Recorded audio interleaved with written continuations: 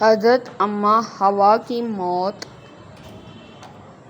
کا واقعہ تحریک میں مختصر انداز میں یوں بیان ہوتا ہے۔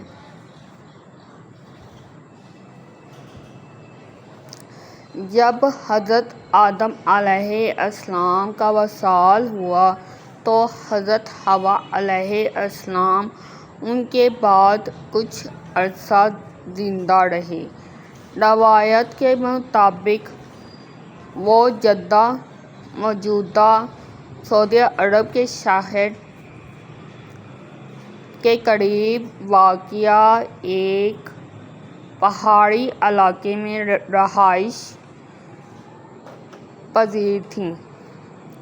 حضرت آدم علیہ السلام کی وفات کے بعد حضرت حوا علیہ السلام بہت رنجیدہ رہیں اور اپنی زندگی کے باقی دن عبادت و تنہائی میں گزارے۔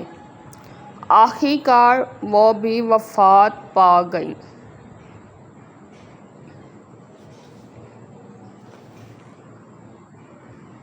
کہا جاتا ہے کہ ان کو بھی حضرت آدم علیہ السلام کے قریب دفن کیا گیا۔